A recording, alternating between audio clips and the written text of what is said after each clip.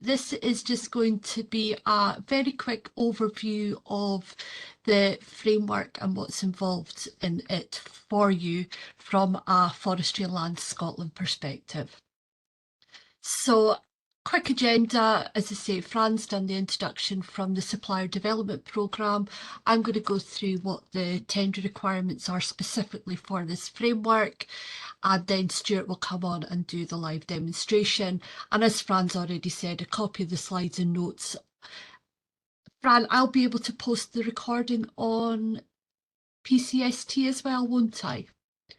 Yes, so I'll do that as well once the recording's available. So again, what Fran said, questions, use the chat facility in the bottom corner.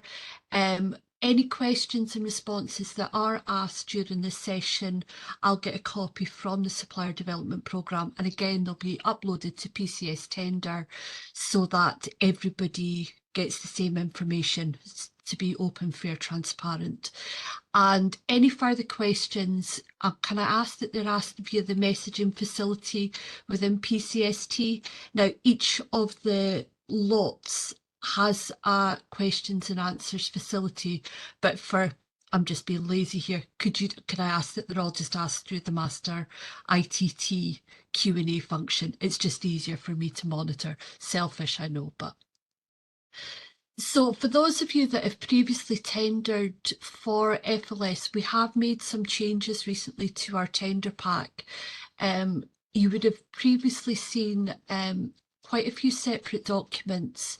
So we've now condensed this down to 3 documents. We have the ITT, which was previously the cover letter, evaluation and award criteria, and the single procurement document supporting statement. So that's SPD. So the ITT now covers the structure of the tender, what the framework duration is, the lots, the timetables, and what we're looking for in the selection and award criteria. We've now got one document which is long form terms and conditions. So this is the framework agreement. And again, this would have been split previously between the specification and a separate terms and conditions document. The differences here, if you look at Schedule 1 of this document, this is where you'll find the full specification and the KPIs, the key performance indicators that any successful suppliers will be assessed on during the framework period. Schedule 2 has the pricing, is where the pricing schedules will go, and it also has our annual price review mechanism, how we're proposing to do that. And Schedule 3 is the ordering procedure, so this is how we're going to call off from the framework. The main section, what we'll be doing, it's going to be direct award. We're not going to be using mini competitions during this framework, and the framework will be on a ranked basis. And the final document that's uploaded is the ITT appendices. This is a new document, and it consists of 5 statements that we just need you to confirm that you agree with and abide by them. So the framework that we're proposing covers 13 lots. Lots 1 to 5 is specifically for aerial seed collection, and we've split that by our regions. FLS, Forestry Land Scotland, has 5 regions covering North, East, West, Central and South. So we have lots 1 to 5, which is aerial seed collection, lots 6 to 10, which is ground seed collection, again split by regions, and our final 3 lots, we've got rope access seed collection, which is going to be national, seed processing, testing and storage, again national, and seed supply. The framework is going to be for a maximum of 4 years, which is all we're allowed to do frameworks for under the regulations. There'll be no optional extensions available, and we're looking to run the contract from the 3rd of February 2025 to 31st January 29. I just want to point out, as this is a framework and not contracts, there is no guarantee of work or level of work during the framework agreement to any successful contractors unlike a contract where we do guarantee the work. And for this one, we've done no bidding restrictions, meaning you can bid for as many lots as you want to, and you can be awarded onto as many lots as you want to. Just to point out, there is caps set for the maximum number of bidders that will be appointed to any of the lots. And I don't think I've included a slide, but it's definitely within the specification document, within the T's and C's documents. And I would also is kind of encourage you to only submit a bid for the number of lots you have the capacity to deliver and you would be willing to accept. So the lotting structure with anticipated values are there. I've put in the maximum numbers of suppliers. So you can see for all our seed collections, we're going to have a maximum number of 5 suppliers on these lots. The seed processing, testing and storage is 4, along with the seed supply. And the values here, now these are just anticipated values. Again, it's not guaranteed. It's just there to give you an indication of whether it's worth your while to submit a bid for these lots. The timeline, as you know, is we've got the tender is live. It has been live for 2 weeks, 2.5 weeks. So we're doing the session today and we've put a closing date for tenders questions within the PCS tender platform of next Monday, so Monday the 14th, and we have a deadline of next Friday to respond to any questions. We try to respond to them as soon as they come in, but it just depends on the availability of our technical experts to ask any questions. And then you've got a week after that to submit your tender responses. So Friday the 25th of October at 5 o'clock. The rest of it, I mean, the time really, it's just due to Christmas coming up where this period is. We've got the request for SPD, but as I say, we're hoping to have the framework starting on Monday the 3rd of February. So the qualification envelope, which is within the single procurement document, it's only to be completed within the Master ITT, and I'm sure Stuart will go through where that can be found. And we use this to identify suitably qualified and experienced bidders. For lots 12 and 13 only, we're asking for suppliers to be FRM suppliers. And I can't remember what FRM stands for, so I'm going to ask Kenny to put it into the chat for me. That would be really helpful. And then all other lots, we're looking for confirmation of insurance and the qualifications. Now, a bit different on this one is that we're only needing you to confirm that you have them. Have the required qualifications and no requirement to submit evidence at this stage. So we're not looking for your certificates for all your suppliers at this point. That'll be when we're requesting the SPD evidence, and that'll be along with your insurance certificates.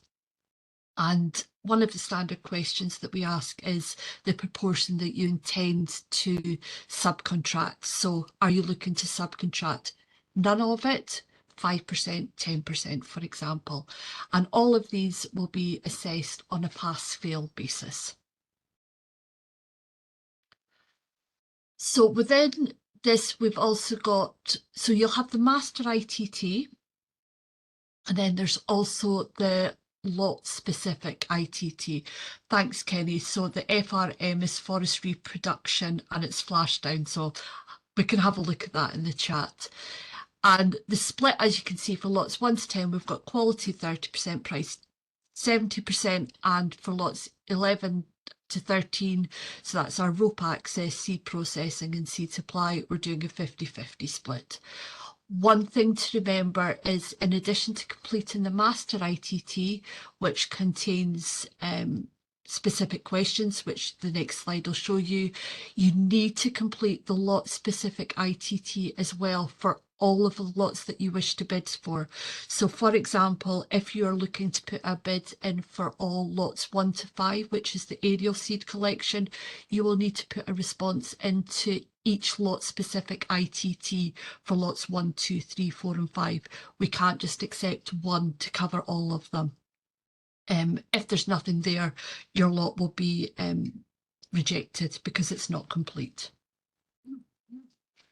So within the Master ITT, we've got our standard Fair Work First question and sustainability and net zero. They're both scored questions and will account for 5% of the total mark. Prompt payment in the supply chain is a pass-fail. Payment of the real living wage, it's been deemed appropriate for this tender, and again that would be pass-fail. And the next 3 questions are information that we need to report as an organisation to Scottish Government. So these are just for information only, and then you'll see the appendices are mandatory. They're not scored, but there's a function there for you to upload them once signed into the Master ITT. And again, I'm sure Stuart will explain how that works for you. So I'm repeating myself a wee bit here. The technical questions for each lot are held within the lot specific ITT. You must respond to each technical question for each lot that you intend to submit a bid for, and each response has a page limit stated on it. And just to emphasise, anything over that page limit will be excluded from evaluation. There is no requirement for you to repeat the question at the top of your response, as that just takes up page space that you can use for your technical responses. The commercial envelopes are contained again within the lot specific ITTs. We've got some of them are split between core services and non-core services. Core services are mandatory, so we need a price for each of those lines. They will be scored. And non-core services, voluntary, not scored. If you can't provide that service, don't put a price in. But this is mainly for the seed processing, testing and storage and the seed supply. For the seed collection lots, so lots 1 to 11, they are all mandatory, so we need a price line for a price submitted for each of those price lines. Just a note that the quantities provided within the commercial envelopes are for evaluation purposes only.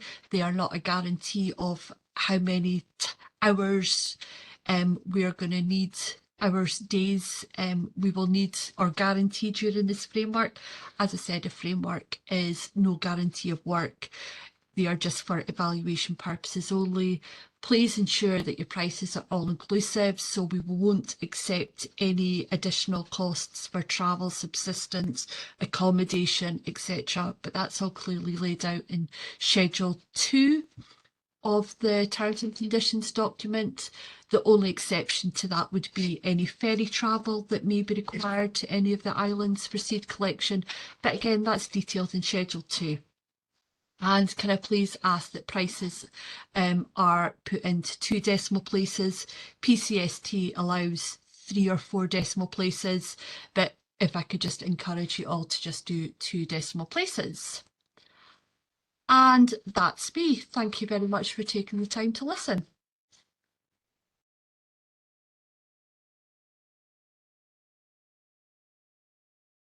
Perfect.